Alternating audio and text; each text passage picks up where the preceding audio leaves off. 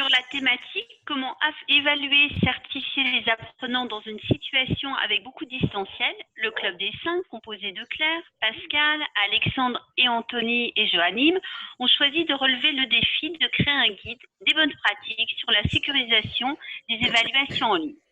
Vous avez certainement rencontré l'une des situations suivantes et vous ne voulez plus les vivre. Voici quelques témoignages. Nos formateurs ont ajouté une restriction par date sur l'évaluation, mais les ont toutes de même cachées. L'évaluation ne s'est donc pas ouverte en temps et en heure. Notre évaluation normative a fuité. Pensant avoir mis une restriction de date, un formateur a rendu l'évaluation en visible avant la date de l'évaluation. C'est un étudiant qui est venu nous dire que l'évaluation était en ligne une semaine avant la date de l'évaluation. Un autre cas, un cas de plagiat avéré malgré la distanciation via des outils tels que Zoom, Discord. Même réponse, bien que reformulée, mais exactement les mêmes erreurs aux mêmes questions. Une de nos étudiantes a oublié de couper son micro et elle constate avec effroi avec une autre étudiante qui est au téléphone avec elle que le QCM est à tirage aléatoire. Notre formatrice et la référente TIC l'ont malheureusement entendu. Durant la correction, les formateurs se sont aperçus que 3 argumentations étaient identiques, majuscules, espace, faute d'orthographe identique. Un autre cas, une étudiante nous appelle en nous disant que son devoir s'est arrêté alors qu'elle dispose d'un tiers-temps. La restriction par apprenant n'avait pas été activée sur son évaluation et elle n'était donc pas associée au bon temps. Ces cas témoignent de la difficulté de sécuriser les évaluations. Même si les outils existants ne permettent pas de sécuriser complètement, le respect de certaines règles permet néanmoins d'améliorer leur sécurisation. Ce guide des bonnes pratiques est fait pour vous. Vous pourrez préparer vos évaluations, anticiper les difficultés liées au distanciel. Prenez en main cet outil, adaptez-le à vos pratiques, enrichissez-le. En effet, le guide n'est pas universel, il ne peut pas répondre à toutes les situations. N'hésitez pas à vous l'approprier et à le compléter à votre guise.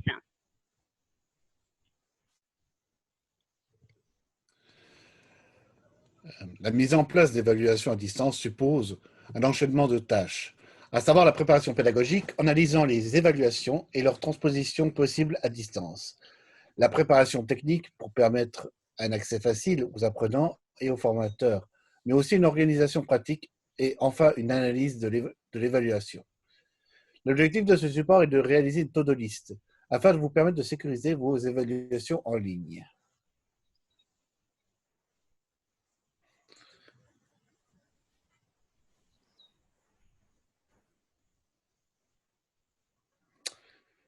Donc, on commencera par la préparation pédagogique, le travail autour des besoins, objectifs pédagogiques.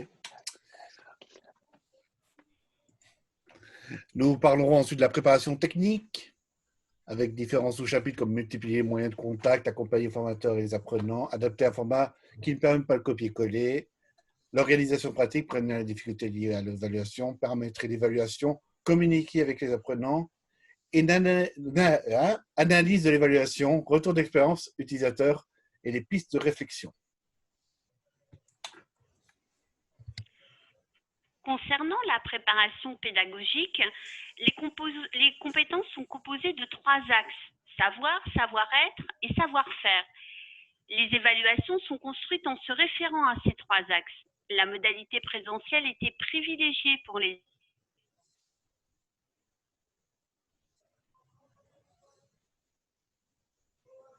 pédagogiques. En effet, on ne peut pas transposer une simulation, donc être innovant et créatif.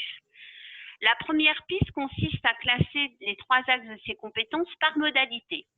Ce travail doit reprendre les compétences à évaluer. Dans ce tableau, ce sont quelques exemples, mais ce tableau mérite d'être complété.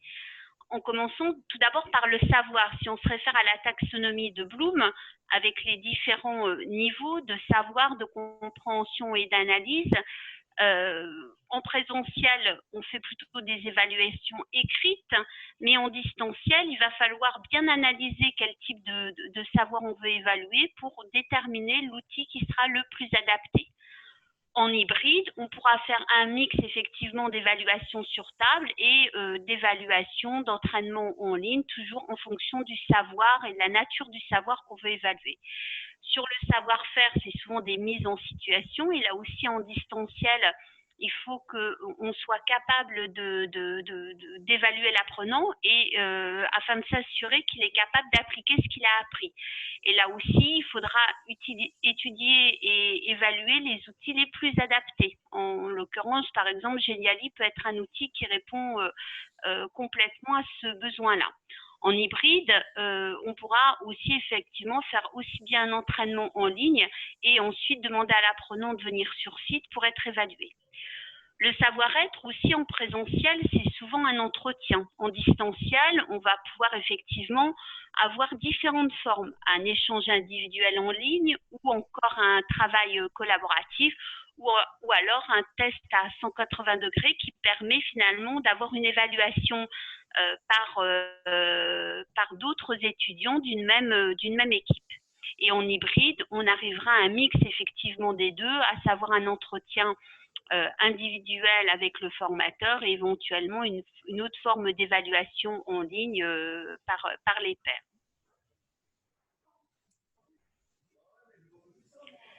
Alors, ce travail de cartographie des compétences, il doit être réalisé avec les formateurs et éventuellement en atelier collaboratif afin de stimuler la créativité et l'innovation. Donc, un outil comme les Learning Battle Cards peuvent stimuler un petit peu cette créativité et l'innovation, et un lien vous permettra de découvrir cet outil. L'appétence des formateurs au numérique est souvent différente. Il faut garder en tête qu'en règle générale, les appétents au numérique vont stimuler les réticents. Il faut donc les inclure le plus possible dans les groupes de travail. L'apprentissage par les pairs peut être un axe de partage et de travail. Donc, cette préparation pédagogique, c'est une étape qui est une condition de réussite à l'évaluation en ligne.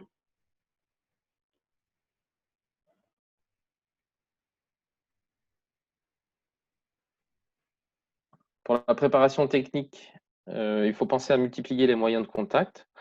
Donc, le fait de passer une évaluation en ligne peut être une source de stress supplémentaire pour l'apprenant. Il doit pouvoir joindre facilement et rapidement ses formateurs ou ses référents techniques lors d'une évaluation pour qu'il se sente rassuré et épaulé. Donc, dans un premier temps, il est important de préciser au préalable à l'apprenant quels seront les moyens de contact dont il disposera. Ça peut être par exemple être renseigné dans les consignes. La communication entre les hypothétiques interlocuteurs en interne est donc à considérer avec attention. Il est nécessaire d'adapter ces moyens de contact à la situation. Le téléphone reste la porte d'entrée à privilégier car c'est sans doute le moyen le plus simple et le plus rapide de rentrer en contact avec le personnel de l'établissement. L'étudiant doit pouvoir envoyer un mail avec des captures d'écran. On dit qu'une image vaut parfois mieux qu'un long discours. Des outils de communication en visio tels que WhatsApp ou FaceTime peuvent aussi être utilisés. Ces applications conçues pour des appareils mobiles permettent à l'étudiant de filmer son écran et de Désolé. Vas-y. Et de communiquer oralement en même temps. La prise en main à distance, TeamViewer par exemple, avec l'accord de l'apprenant.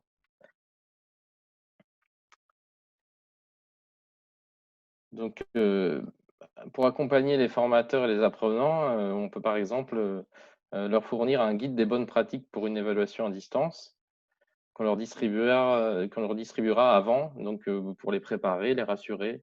Donc, par exemple, avec des conseils simples comme avant votre évaluation, vérifiez votre connexion Internet, testez votre logiciel de saisie, testez votre connexion à Moodle ou une autre plateforme selon vos établissements.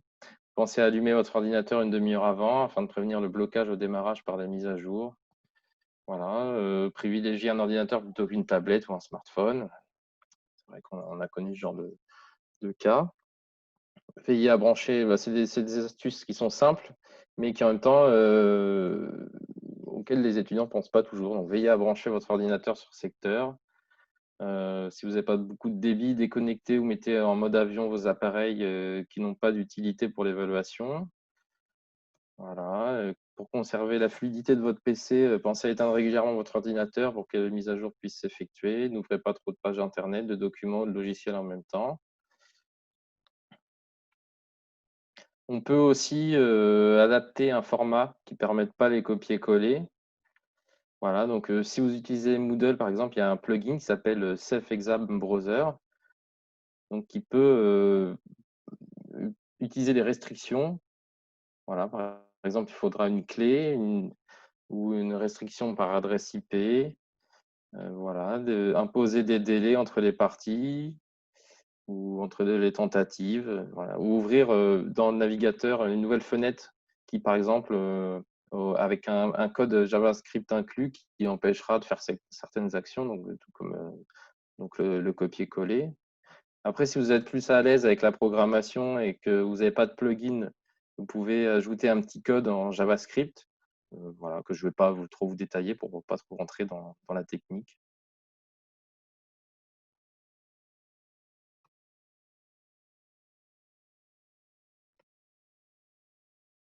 On passe ensuite à l'organisation pratique par le biais donc des difficultés liées à l'évaluation. Donc, on va essayer de prévenir ces difficultés-là.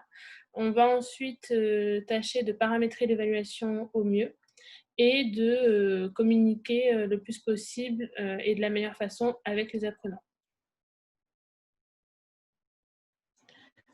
Donc, tout d'abord, pour prévenir les difficultés liées à l'évaluation, on peut imaginer la création d'un guide apprenant qui pourrait donc l'aider à appréhender au mieux son évaluation d'un point de vue technique, d'un point de vue pédagogique et d'un point de vue organisationnel.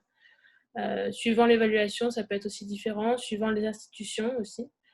On va ensuite accompagner techniquement l'apprenant avant, pendant et après son évaluation, que ce soit techniquement, encore une fois, ou, enfin, ce que je veux dire, c'est qu'on peut l'accompagner sur ses outils, mais on peut aussi l'accompagner sur l'évaluation en général par rapport à son ordinateur.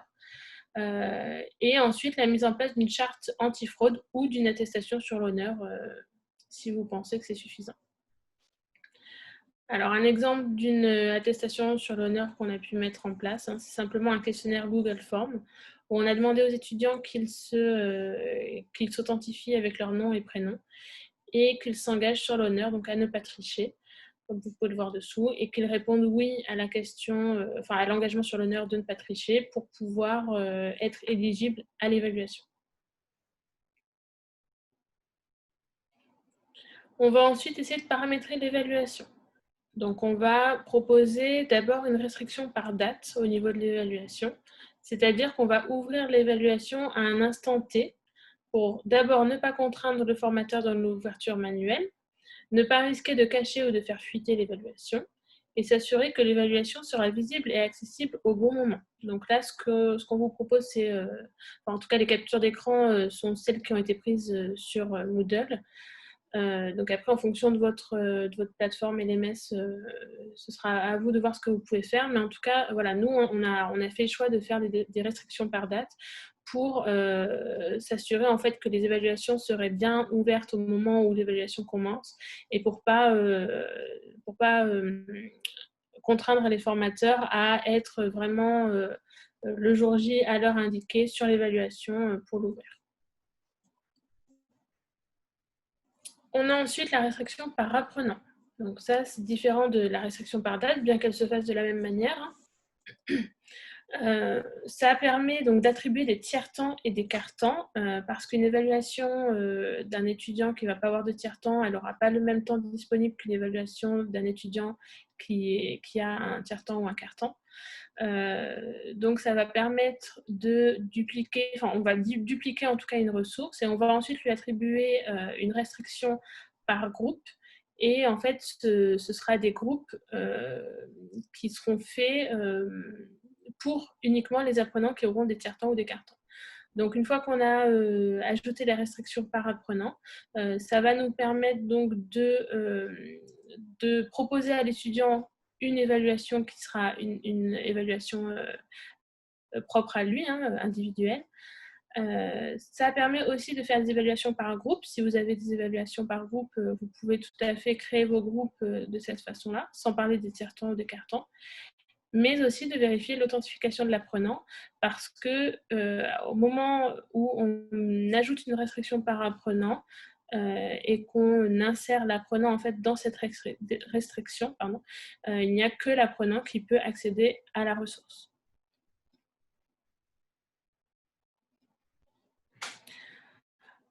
Pour finir sur le paramétrage de l'évaluation, il y a peut-être une slide après, mais en tout cas, voilà, le troisième point, c'est chronométrer les évaluations. Donc, on va attribuer un temps à l'évaluation qui est différent de l'ouverture simple et de la fermeture simple de la ressource. Là, on va vraiment attribuer un temps au bout duquel la tentative est envoyée automatiquement après le temps échu. Donc, ça va permettre de contrôler le temps de l'évaluation, comme on le ferait en présentiel. À cet instant-là, vous prenez vos stylos, à cet instant-là, vous le posez. Là, de la même façon, l'étudiant sera bloqué à partir d'un temps. Et enfin, ça va nous permettre de nous assurer que tous les apprenants aient bien envoyé leur tentative avant la fin du temps imparti. Parce qu'on a eu des cas où effectivement, on n'avait pas de restriction de temps, donc de chronomètre, et les étudiants n'avaient pas encore envoyé leurs documents avant de leur indiquer, ce qui veut dire qu'ils étaient bloqués et donc ils n'avaient pas remis d'évaluation.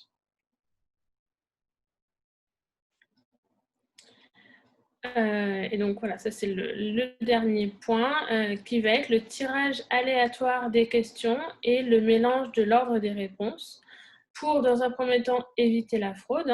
On a vu, comme on en parlait précédemment, on voit que certains étudiants se permettent d'appeler leurs camarades ou de réaliser des travaux en collaboration, ce qui n'est pas du tout le cas pour des évaluations individuelles. Donc là, ça va permettre d'éviter la fraude parce qu'un étudiant qui appelle son camarade, il ne va pas avoir forcément les mêmes réponses dans le même ordre ou même les mêmes questions au même moment. Donc ça risque de leur faire perdre beaucoup de temps et du coup, ça va les dissuader considérablement pour la fraude.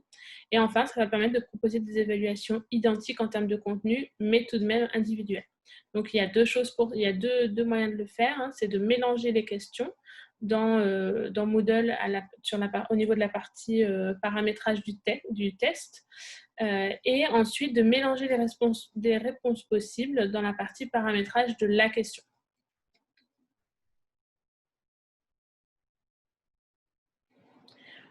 Enfin, dans l'organisation pratique, on va privilégier les divers moyens de communication avec les apprenants, comme le disait tout à l'heure Alexandre.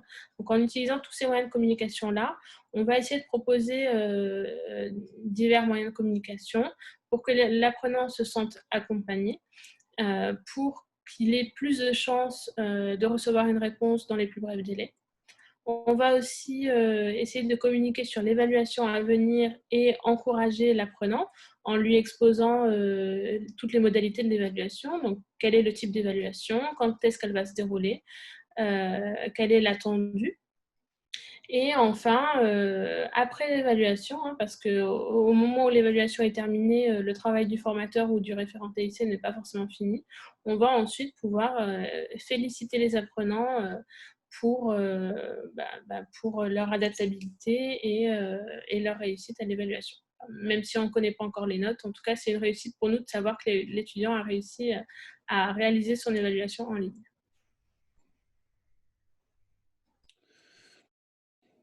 Donc ensuite, nous passons à l'analyse de l'évaluation. Après une évaluation, il faut comprendre ce qui a fonctionné et également ce qui n'a pas fonctionné. Comme toute formation qui aurait été donnée. Ceci peut se dérouler en plusieurs étapes. Déjà, un questionnaire de satisfaction, un bilan de semestre ou de l'année, l'analyse des notes et des rendus, un bilan et recensement des ressources matérielles et dispositions des étudiants. Si par exemple, ils ont des ordinateurs, qu'est-ce qu'ils ont comme ordinateur, connexion, etc., etc. Et ensuite, des ajustements et de l'adaptabilité. Par exemple, des salles informatiques où on peut accueillir 2 étudiants, etc., qui sont vraiment en désert numérique, par exemple. Voilà. Donc, par exemple, là, on a un exemple de formulaire de retour d'expérience d'utilisateur où on marque évidemment nom et prénom pour pouvoir prendre contact avec lui et connaître plus de détails si nécessaire. Sur quelle évaluation, par exemple, ça s'est passé, qui s'est déroulé de temps à temps? Est-ce qu'ils ont rencontré ensuite, comment ça s'est passé, toutes les étapes, etc., avec, durant l'évaluation, etc., le devoir rendu, par exemple? Ici, on parle par exemple de comment on peut les contacter, quel type de connexion, l'ordinateur, si c'est un ordinateur personnel, familial, entreprise. Si c'est même un téléphone, par exemple, on peut très bien supposer qu'il y en a certains qui font tout avec leur téléphone portable. Et quels sont, par exemple, aussi les critères qui peuvent empêcher à participer à un examen? Supposons garde d'enfants, etc.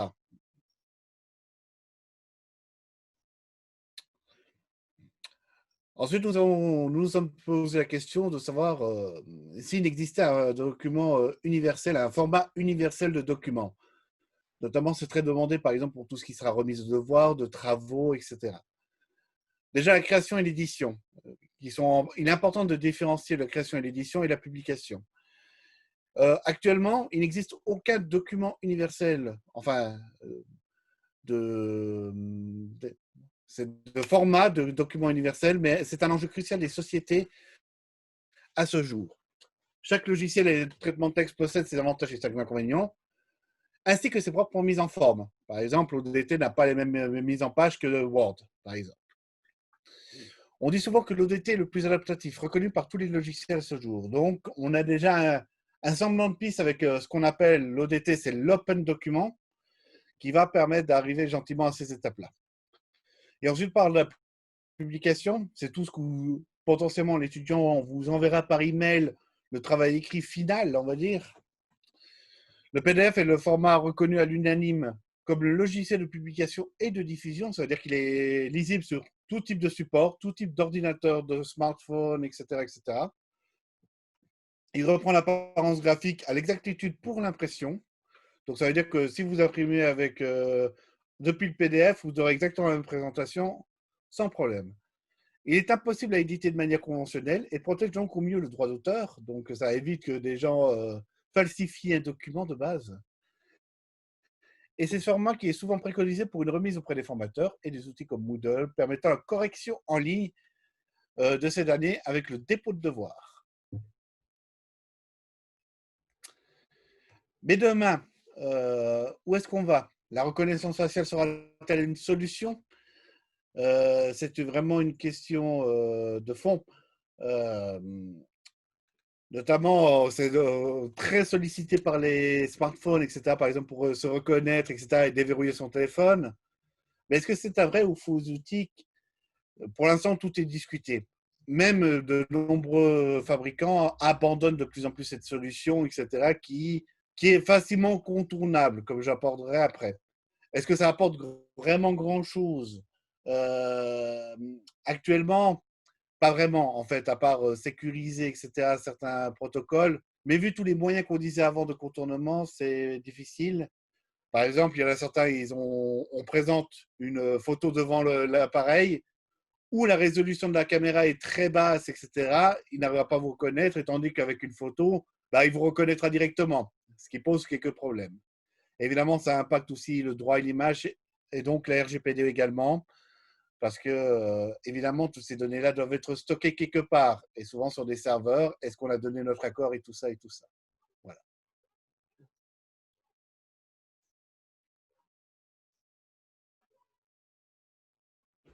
On espère qu'on a répondu à la question de la sécurité dans les évaluations en ligne et que ce travail pourra vous servir. On vous remercie de votre attention. Merci. Merci.